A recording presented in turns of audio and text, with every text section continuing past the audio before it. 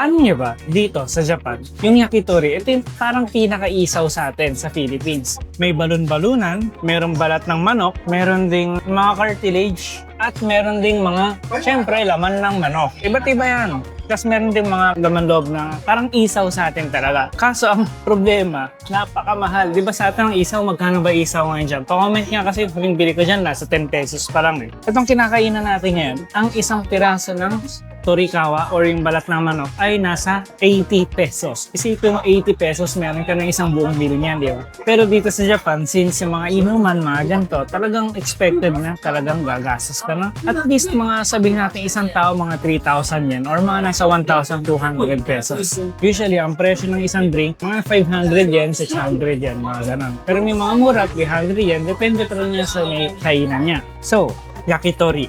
Isaw. Tiknan natin. Ang tamang pagkain ng yakitori, ganito. Una, ganito. Kukunin mo yung stick, diba? Tapos, lalagyan mo ng kung anong sauce gusto mo, ganyan. Isang maanghang. Marami yan, may mga ganyan. May asin, gusto mo pang paalatin, alat-alat na nga. O may paminta, ganyan, diba? Gagawin mo, bubuksan mo na yung bibig mo. Kakagatin mo. Mumuyain mo. At syempre, lalasapin mo kung ano na. Pagkatapos ay lunukin mo. Okay na yan. Pwede ka nang uminom ng paborito mong drinks. Tapos para magmukha kang astig sa hapon mong kainuman, sabi mo, kampay. Kampay! Tapos may ipag-toast sa'yo. Kampay! No, di ba?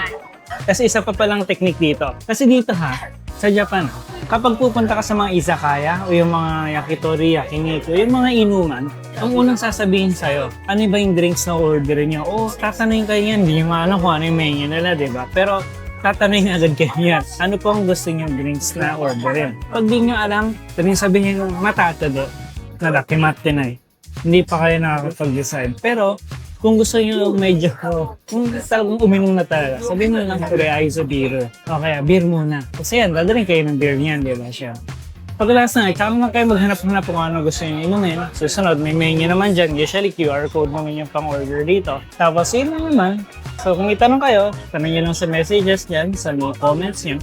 Tapos kung may gusto kayo suggest sa akin, baka may hindi ako alam, marami pa akong hindi ko alam. I-message nyo lang dyan. Share nyo lang. Kung gusto nyo kapag inuman sa akin, sabihan nyo ako. Yan naman. Sige, bye-bye.